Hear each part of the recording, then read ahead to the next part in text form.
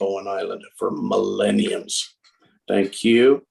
And so if we get into the agenda here, it is the approval of the agenda. I will approve that by consensus.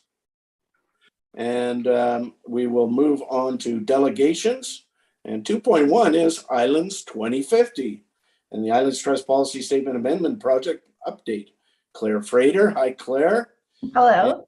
Area Services, and Kirsty Neal, Project Manager, ISL. Hey, hello. Kirsty. Welcome. And I will... Can I also say hello to Delaney Hippola? Oh, hi, Delaney. Where are you? There you are. Okay, great. Nice to have you all. Is there anybody else out there in the wings? Hope that I missed him. Kirsty. Russ Hodson-Pillar. I'm the CAO of the trust. Hi, Russ. How are you? Hey, Gary. I'm good, sir. Good. Nice to see you. Okay, without further ado, we will pass it along to the delegation, and looking forward to this presentation. Thank you very much. Well, thank you very much. I'm very pleased to be joining you today from the Lekwungen speaking people's territory of the Squamish and Songhees First Nations, and to be coming to speak to you about the Islands 2050 project. We've been excited. We're excited to come to Bowen and talk with everybody about their views and hearing what they have to say. And today we're gonna open this discussion with a presentation from Kirsty Neal of ISL, and then you've got the team here to answer any questions you have around engagement or the project in general. So we've got Russ Hodson-Pillar, CAO, Delaney Hippola, who's been helping us with content and some project management, David Marler, who's here to help with any planning questions you might have, and I'm here to answer basically general questions about the project. So we'll all stick around after Kirsty's presentation, and we're here to answer anything you might want to ask. So if you're ready, I'll introduce Kirsty and maybe pass it over to her for a presentation about Islands 2050 engagement. Absolutely. Thanks, Claire. Thank you. So Kirsty is a senior community engagement strategist with ISL Engineering. She's a senior public participation professional with more than 15 years of experience in strategic communications, engagement, and issues management. She has experience both within and with local governments. And I'm very pleased to welcome her here today, and I'll pass the baton over to her here to give you an update around the engagement that we're planning for Islands 2050. This is the phase 3 of the Islands 2050 project. So thank you. Over to you, Kirsty. Fabulous. Hi. Thanks, everybody. Can you see, are you looking at a screen that looks a lot like a slide? Okay, good. You never know with Zoom. I swear there are gremlins in the machine. So thanks for having me, having the team here. We wanted to give you, this is a bit of, the update is similar to the update that we gave to Trust Council just last week. Was that last week? Gosh, yeah, that was last week. And so this is a little bit of, so the way we'll just touch a little bit on what was presented at Executive Committee on the 12th. So that talks a little bit about the engagement and the structure of it, and then sort of where we're at now and what is coming up next. So that's what the gist of the presentation is. And on that note, we will do our best to get going. As mentioned, we are on the territories of the Coast Salish people, and I am joining you today from way the other side of the mountains in the traditional territories of the Blackfoot and Métis Nation 3 peoples. In Calgary is where I am today. Not always sure where I'm going to be, but today I'm in Calgary. And we're not worried about blackberries yet, I'm not going to lie. It's pretty dismal out there. So as mentioned today, I'll walk you through just a little bit sort of where we've been, which is some of that, what the engagement planning and the updated timeline. Then I'll talk a little bit about where we're at, which is the updated phase 3 schedule, which came out of the January 12th Executive Committee meeting, the virtual engagement, and that started and is planned, and then where we're going, which is around our in-person events and the community discussion guide and what all that good stuff means. As you well know, the engagement strategy was written last summer, and when ISL came on, it was really to take that strategy and start moving it towards implementation. And that includes sort of how we structure gathering feedback through different mediums, so through digital and in-person mediums, but also through different types of techniques so that we can reach the broadest audience that we can on the islands. And it also means making sure that we're consistent with how the input will be used, which is that trustees have the unenviable task of balancing a huge array of information, not just from public input, but also from other agencies, from First Nations, from experts and technical expertise, and from staff, and bringing that all together. So that's sort of the high level. That's what the engagement plan is about.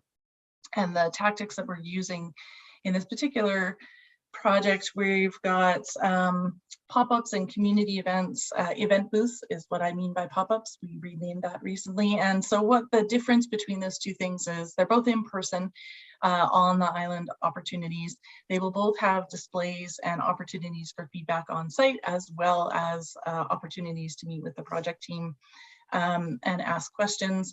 But the event booths or pop-ups, those are really where we're going to be somewhere in a gathering spot in a popular place where people are coming by or coming to already, so that it's a little more convenient for them. For them, we are where they are already. And then the events are a dedicated space that we're having mostly in community facilities, halls, churches on the islands, where we will be the only thing happening in that space. And the same thing, there will be displays, feedback opportunities, and a chance for people to interact with the project team, to ask questions. We've also done a host of, have done and will do a host of virtual stuff. And that includes some focus groups, an online survey, a virtual workshop, and a Q&A session. And as mentioned, the techniques are, some techniques are really good at some things, other techniques are good at other things. And so by doing a suite of engagement tactics, that is the best way, or that's the way that Trust Council decided to move forward back in the summer to reach the broadest amount of people. So some tactics are better suited for some folks' personal preferences than other ones, but also some of them are just better at some things. Some things are better at fostering dialogue, some things are better at sharing information, and that's why you've done a spectrum of tactics. The project timeline got updated a little bit, and we are currently in the developing draft updates phase here, where we are seeking public input on the new draft policy statement that was presented last July, I believe it was. And we had originally looked at being done everything by the end of March, but with Omicron starting, we moved particularly in-person events to later in the spring, just to have a better chance of getting out. And that was really what the biggest update was just to move some of the in-person opportunities a little later into April, to stand a better chance, frankly, of having them at the time when Omicron, when we were planning and Omicron was coming on. Nobody was really sure what that was going to look like. So where we're at is that the schedule was updated, as mentioned. That's really around, we moved the community events into April a little bit. We moved the Q&A forward a little bit so that we could have an opportunity to share information with anybody who wanted to, and we've got that recording on the website for anybody who wasn't able to attend. Just before we're coming out in person is what the two biggest changes to the schedule were. As mentioned, we've got a series of virtual events, which include focus groups. Those are by invite. The invites have gone out, so now it's just about coordinating the actual sessions, which start the week of the 28th. We've hosted the live Q&A already, and we moved this date, the community workshop. Part of that was just a little bit around logistics. We were having a hard time Island staff diligently were working to get in-person sessions booked, and the rules were changing week to week about what venues were available and what we could book. And so in order to make sure that there was enough time, once we knew that, to advertise, we pushed the community workshop. So it would now be on March 22nd and March 29th, not March 15th and March 22nd, which is what it was. And there's an online survey which opened on the 25th and which stays open for the duration of the engagement phase until the 17th of April. Phase 3 in-person events. This is probably the easiest slide to read I've ever created. I know it's tiny, but we did want to have it in here, but we've also, Claire and team have also done up a flyer that is getting mailed out that also has this information that I believe you've been circulated or will be circulated on. So you'll be able to have this at your fingertips. But Bowen Island is scheduled for the 27th. We're going to do both an event booth and an event at the library. So there will be both events on March 27th is when we are coming to you.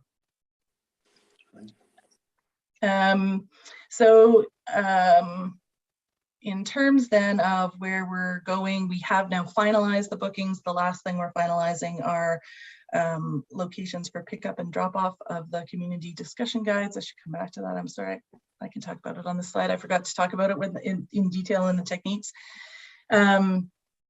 So the bookings are not finalizing, they're finalized, and we're just coordinating the logistics of getting the materials and the things to the places where they need to be. The discussion guide, just to talk about that one a little bit, it is an information booklet, a bit of a workbook, if you will, and it has the survey in it, and it also has some of the reference information that will be at the in-person events. So it's got a little, it's part in person, part online survey, but it's also in a paper format for people who can't necessarily join us online or can't necessarily join us at an in-person event. But pickup and drop-off spots also require physical presence, and so that also has been part of the logistics of booking spaces. So that's the final piece in the puzzle that we're just nailing down, I think just last week or this week. I have to check in with Jillian. And so then where we will go once we get into the swing of things in sort of starting this weekend and through to April 17th, so for about a month there, it's going to be all in person all the time. That's all the fun stuff that we're doing. That's not true. We have a few virtual events in there, but we're going to spend lots of island time, and that will be gathering input and on the draft policy statement. And then we will be collating all of that, consolidating and analyzing all of that and turning it into a final report that's got key themes, it's got verbatim input from the public, and just a bit of a summary of what happened and what we heard through this third phase of public engagement. And that really is sort of where we're at right now. Is, as I mentioned, we're conducting the activities right now, and then once we get into late April, early May is when we'll be doing the reporting and sharing the results with everybody, yourselves as well as the public. And that's really where things are at. So without taking up too much of your attention span, if you guys want to start asking questions, please do. All right, thank you very much, Kirsty. And you want to go back to full screen, or how do you want to do it? We can stop that. There we go, that's good. Okay, so thank you very much for that presentation. Colossal schedule you've got ahead of you here for the next couple of months, that's for sure. Boy, oh boy. Anyway, any questions about the process? Any questions anybody has here? Let's see the hands up when they happen. Gary? Oh, yes, where are you? Oh, Allison, sorry. I was just curious about the focus groups as to how they were selected, and are they going to be online or in person, or anybody from Bowen going to them? The focus groups are virtual. And right now what we've done is reached out to everybody that we had identified as interested and affected parties, or who self-identify to us as an interested and affected party, and ask them if they're interested in participating in the focus groups, first of all. And so that will, from the people who say yes, that will be the pool from whom we select. And once we know back confirmation about who is available and who is interested and when they're available, then it will be based on making sure that we've got a variety of perspectives from the community. So as you can see on the interested and affected parties list, there are sort of groups that are focused around business. There are groups that are focused around environmental concerns. There are groups that are focused around forestry or fresh water. And so making sure that we're looking at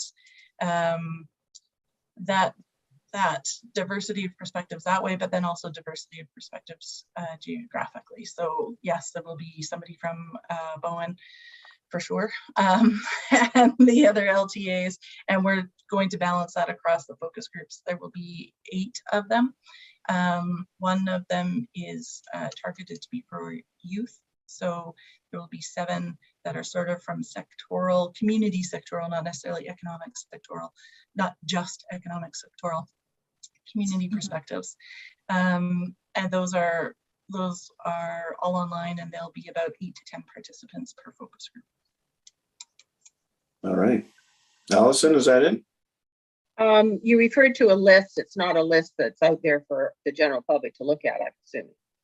It is. It was included with the January 12th agenda circulation, and it has been, there were updates after January 12th. We did receive some updates, and I think that's been circulated, but I may need to defer to staff on that one. For January 12th agenda, you're referring to what January 12th agenda? Executive Committee. Executive Committee, okay. Certainly, we can provide that to you after this meeting. We can circulate it. It was just recently provided to Trust Council. Okay. So it's also in the Trust Council agenda packet? Yes. Okay, missed that, sorry. Did Allison? Yeah. Okay, thank you. And Maureen, over to you. Thank you, Gary. And thank you very much, Christy, and everyone else for the presentation. My questions have to do with the survey that has been made available to us recently. And I wonder if you could, Christy, go over the process of how that survey was developed. Yeah, I can. So the content of the survey reflects updates to the new drug policy statement. And so for the content, we worked closely with Islands Trust staff to take that 37-page document and turn it into elements that captured the key changes that are reflected in that document. And then the questions are around, because we had been hearing that there was some interest in some elements people thought might be appropriate for commitments, because there's aside from categories of policies on the topics, there's also 3 types of policies. And there are commitments, directive policies, and coordination policies, and that some people felt some items were more suited to one or the other. So we took the key changes and where they appeared as what type of policy, and asked if people thought those changes should or should not be included in that, or to what degree they agreed that they should be included in the in an update to the policy statement. And then it was beyond being organized by type and by the key changes that are being made, it was organized by the categories that you see the policies appear in the policy statement. So around regional governance, around environmental integrity, around reconciliation, and around housing. Was it user tested? We did some testing. Island staff did some testing, and I did some testing, yes. Okay. The reason I'm asking is that I had great difficulty completing the survey, and I'm fairly familiar with the revisions to the policy. I thought many of the questions were not just double barrel, quadruple barrel. There was a lot of content in single questions. And as a result, my responses were often, frankly, not meaningful. And at the end of the survey, I really wasn't certain what I had conveyed, and I wasn't certain what you would take away when you reviewed the survey results. So I'm not sure what feedback you're receiving from others who have taken the survey, with good intent, which I did. But this is just to be very clear that I found it confusing and difficult, and it worried me that was one of the tools that was being used in the public engagement process. And I'll leave it at that. Okay, thank you, Maureen. Good information there. David? Thank you, Gary, and thanks for the presentation, an amazing amount of work. But I just want to echo Maureen's comments because I had the same feelings. I started the survey, I don't know, a week or so ago, and put it down because I wasn't comfortable with it. And then I did it again, or picked it back up and redid it yesterday. But I found that her comment about things being double-barreled, for instance, you ask questions, you clump things together like forestry and agriculture, and they're in the same question. And I have different opinions about forestry versus agriculture, and I couldn't do that.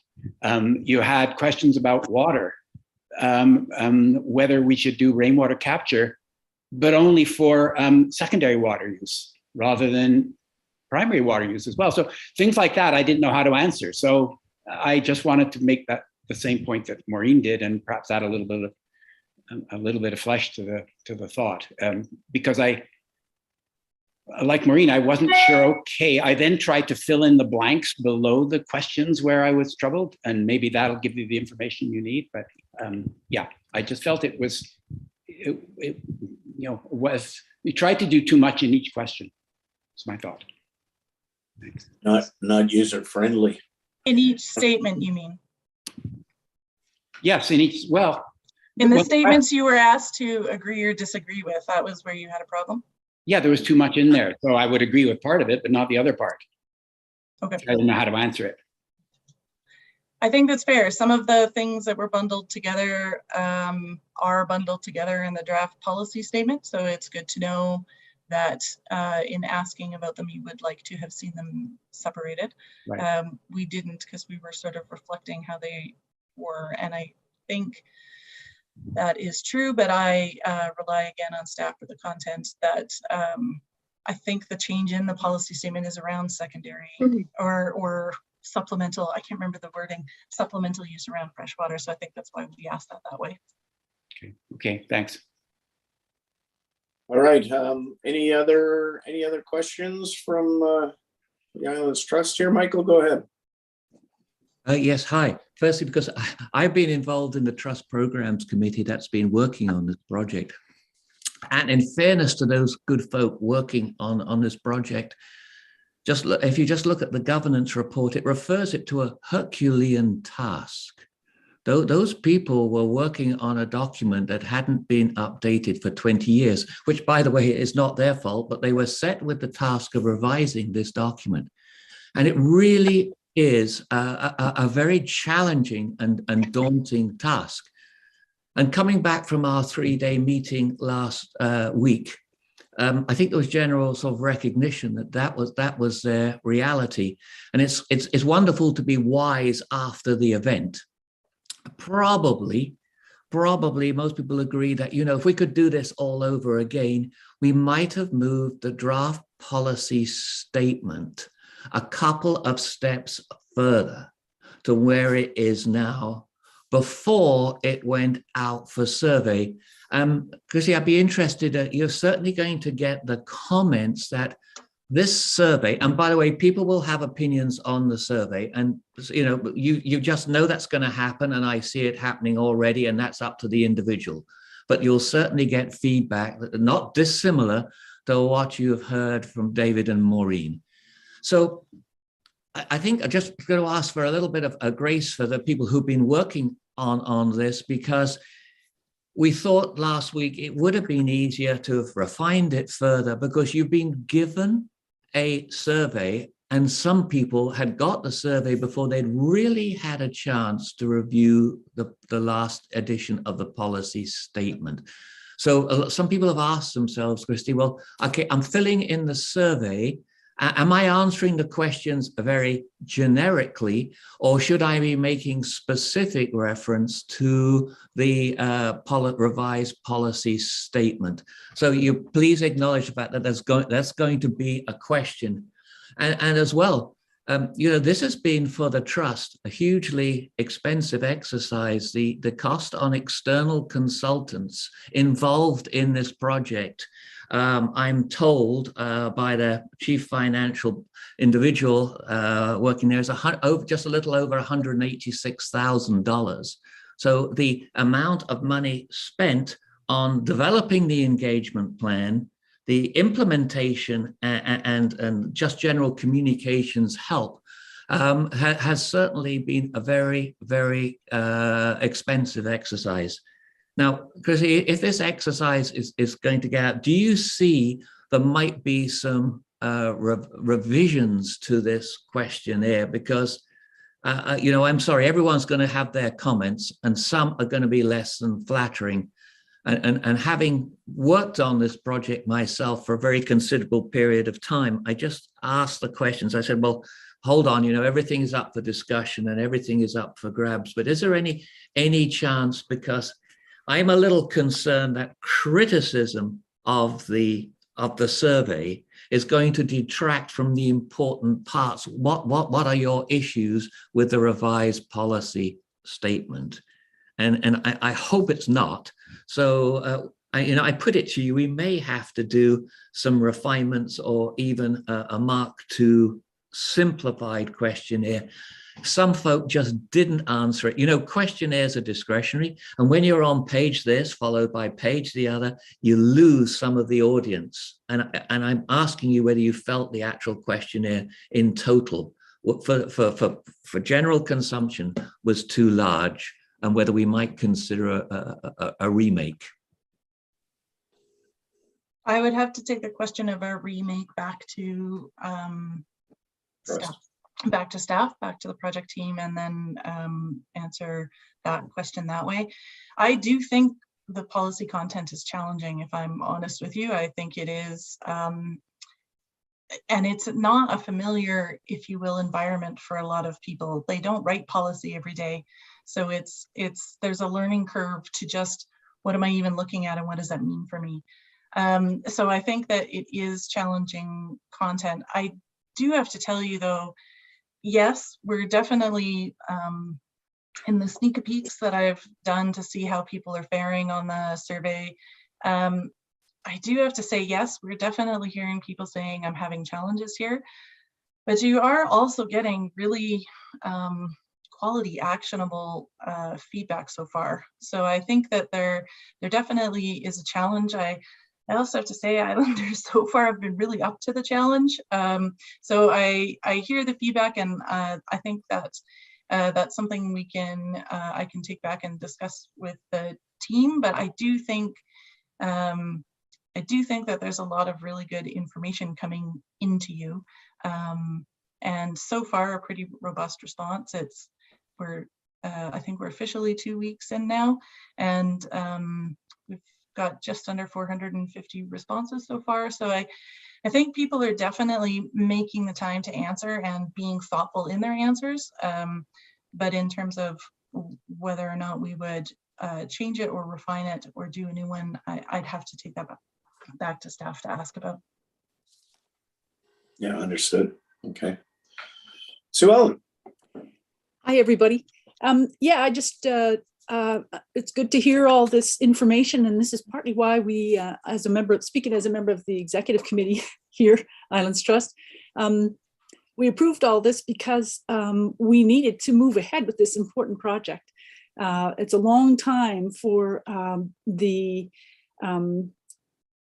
trust policy statement to be, which is like an OCP for the whole Islands Trust area, to be unrevised. And the revisions were sent out before first reading, so it is a draft, all kind of color coded, and that might be part of the reason.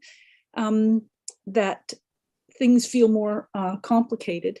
So it's part of the process. Luckily, we've got these other the design, and we're trying to push quickly through a COVID time, so to get things accomplished when venues are changing and all that kind of thing. So luckily, there's other opportunities for people that bounce off the survey, as Kirsty was describing, and I'm hoping that we as a municipality can support the outreach opportunities so that people have a chance on Bowen to hear it from several sources. Thank you.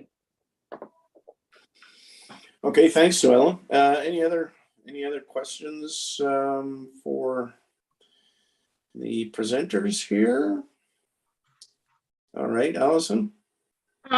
This one's for Claire, or David, I guess. I'm remembering back a report that Naris Poole, she was chair of a policy statement review committee a number of years ago, and I thought I'd saved it, but I can't seem to find it. And I didn't, if it's included in any of the package, but I was just wanting to compare, you know, the changes that they were proposing back then, which unfortunately didn't go ahead then when there was a grant to pay for a whole ton of the work too. You know, just how they compare with what we've got now. So somebody find that, is that report available somewhere? Yes, it is. It was a task force of Trust Council to look at policy statement amendments, and I can't even remember what year, but quite a number of years ago, there was a working group of trustees came together and did a deep dive into the policy statement and came up with recommendations that were broad around the policy statement itself, how directive policies should work. They sought a legal opinion around directive policies, part of which has been made public, suggesting that they be more directive than they are now. It had a topic inventory of all the different topics that they thought should be looked at. Certainly I can provide that. I don't believe it's on our website anymore because it's now quite dated and sort of predates our reconciliation commitments. So those values aren't reflected, I think, in that report now. But I would say it was provided to Trust Programs Committee, I believe, at the beginning of the term and the outset of this project for their reflection. For this particular round of amendments, Trust Council scoped it fairly narrowly to not the whole document. It was the topics of climate change, affordable housing, and reconciliation. So there would be topics that were raised in that task force report that would be sort of in the hopper for another round of engagement or another round of amendments at a future date. This, funny enough, was intended to be the warm-up round to get us ready for a comprehensive review. But given the nature of reconciliation and climate change, the amendments that resulted from the Trust Programs Committee work were more extensive than I think what staff were originally envisioning, just because of the comprehensive approach that's needed to deal with those topics properly. Well, that explains why I'm wondering where certain things were then, because that I had in my memory box. Okay. Yeah. So that's going to raise another question. I mean, given the amount of money we're spending on this thing, I didn't really appreciate that it was only to address 3 areas and it wasn't a comprehensive review of the policy statement. And putting my Scottish heritage hat on, it seems a waste of money to do it twice. Would you like a response? Allison? Well, yeah, if you can, why you're not picking up all these other things that, you know, have been talked about for years. So I can't speak to Trust Council's decisions around the scoping of their project, but I can say what we've heard clearly is that there is an intention to not have this document sit and accumulate needed edits, and that there is an intention to look at it on a regular basis going forward. So that there would be like regular routine updates to the document, looking each term at what might be possible. So that's sort of what we've heard as an intention from the elected officials, that there now be a regular routine review. Regional districts are required to at least consider updating their regional growth strategies every 5 years. And I think what we've heard from the elected officials at Islands Trust is that certainly something to contemplate for the policy statement, such that it doesn't get to be so outdated again in the future. And certainly we are hearing about additional topics that are worthy of consideration that aren't in this round. With regard to costs, I wonder if David could perhaps speak to this, because we have heard that the budget that we have is not unreasonable for the work that we're doing. Yeah, I was just going to comment on that. If you remember the original work that council was considering with the grant, that was actually much more of a comprehensive review, and that's why the grant was what it was at.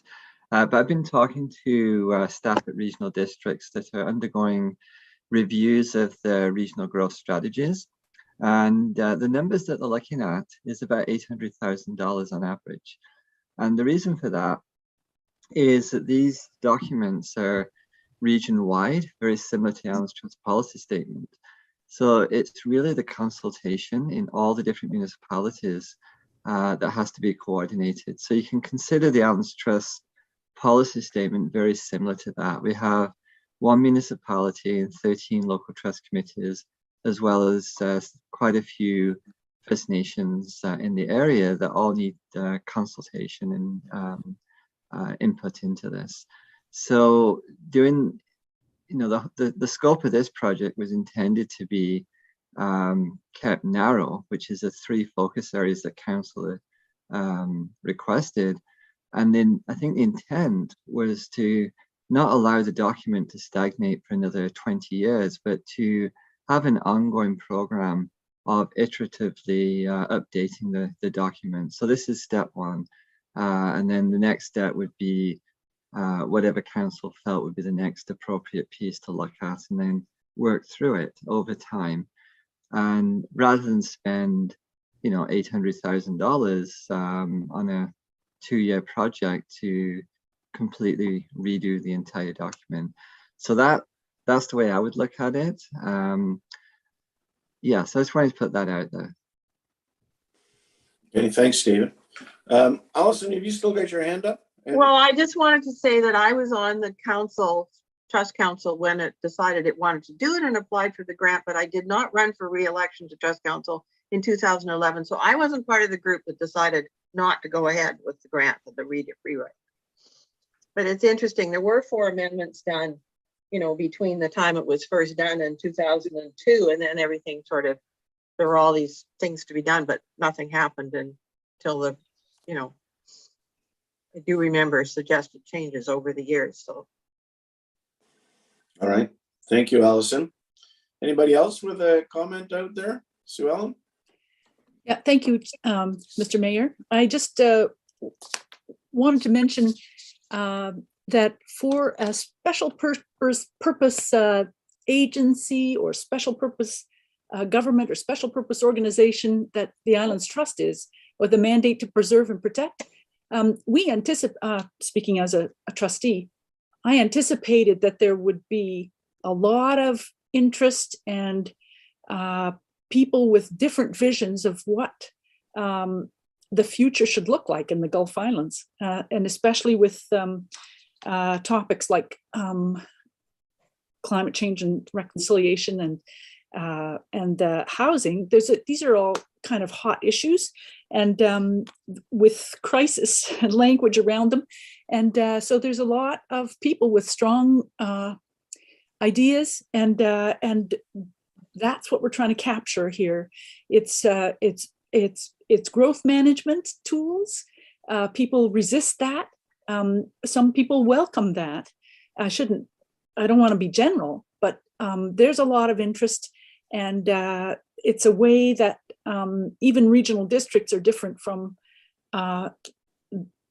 Islands Trust is unique with this preserve. I think the thing we might be most close to is the Great Bear Rainforest, or an Ontario Conservation Authority, or something like that, something that's different. And so I'm not surprised at the amount and the vehemence of people's ideas, of visions of the future, and they're wanting to have their say. And so I'm just really glad that Trust Council's going ahead with this work. I think it's really important in this time of change. And so I'm hoping that, Bowen Municipality, as part of this big federation, that we can, as speaking now as a trustee, that we together can support each other through these big updates I guess you'd call them, or like the regional growth strategy for Metro Vancouver, which we also had referred to us, right? Which had a sort of similar process, and but didn't, I don't think, caught nearly the amount of attention as this has caught, with anonymous mailings coming to us, and as islanders, and all kinds of social media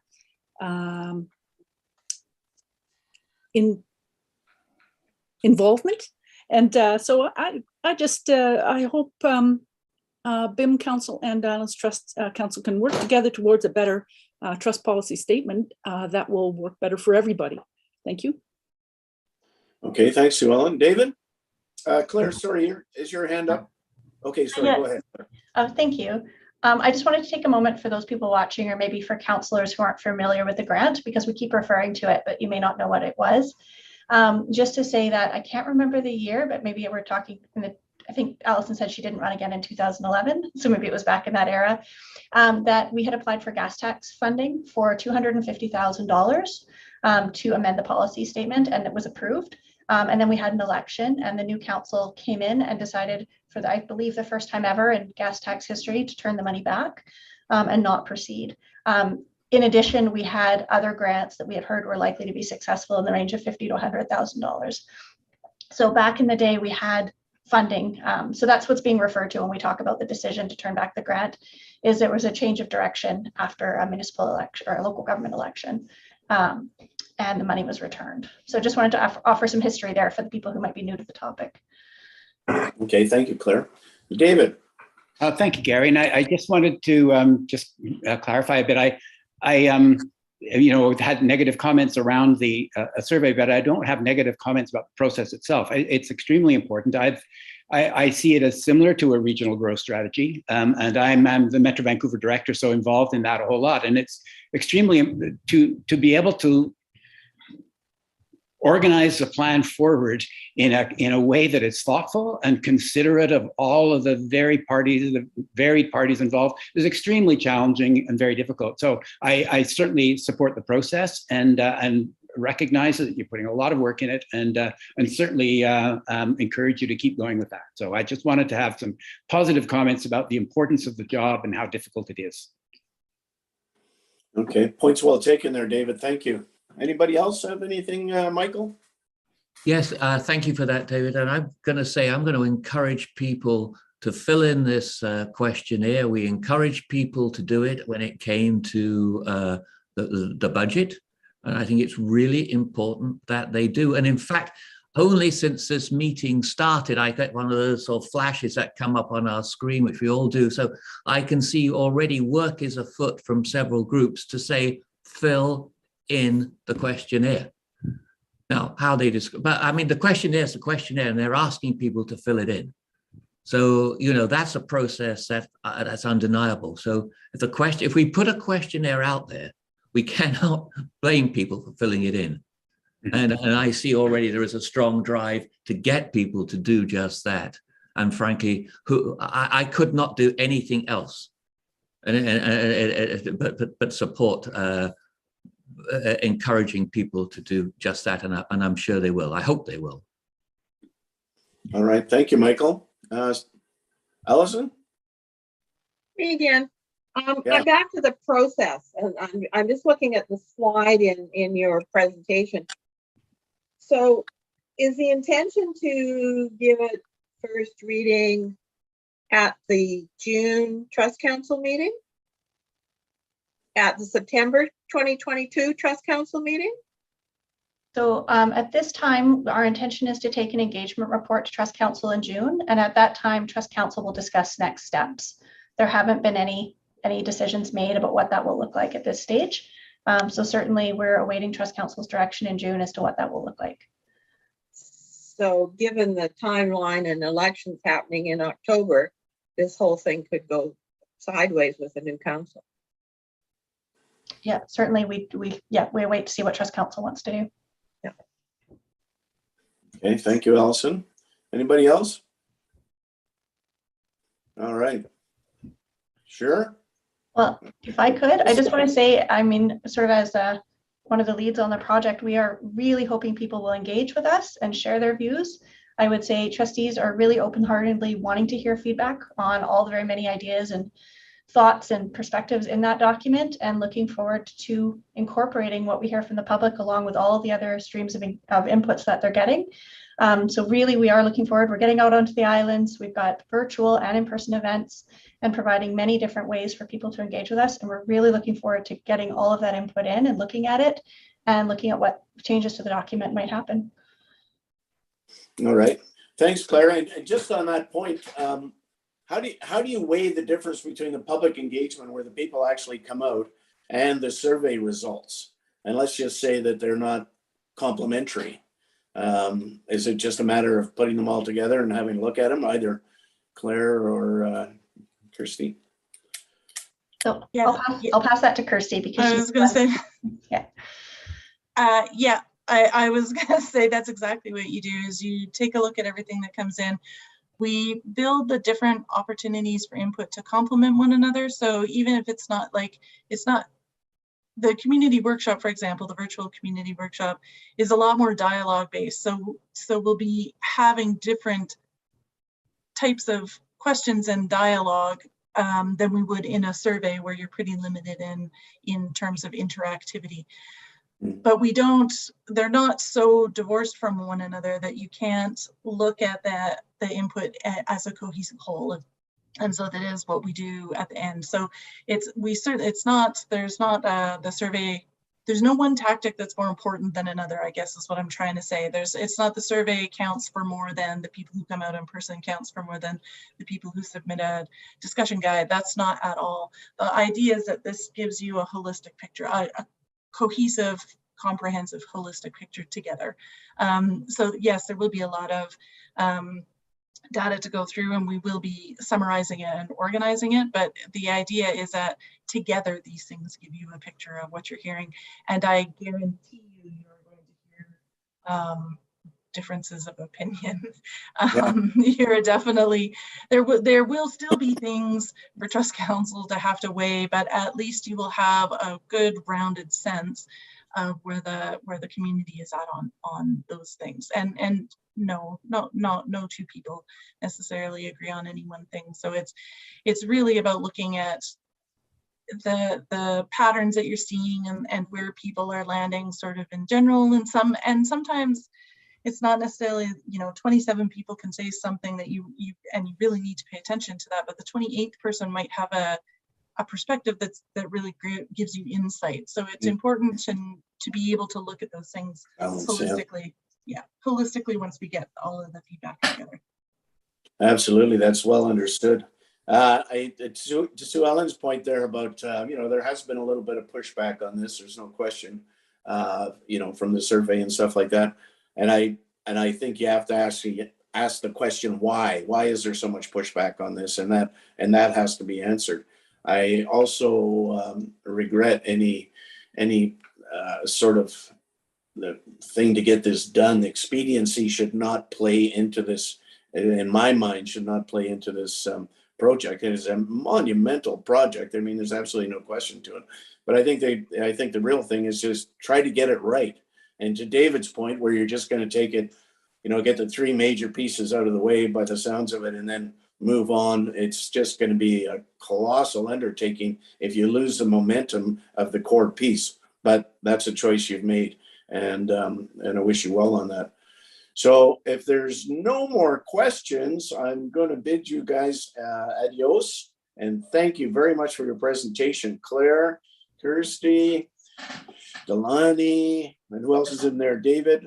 Thank you very much. And Russ, if he's still in here, but I don't see him. Thank you. And we look forward to the public engagement. I think that's going to be a real highlight, and I think we're going to get great participation off Bowen Island.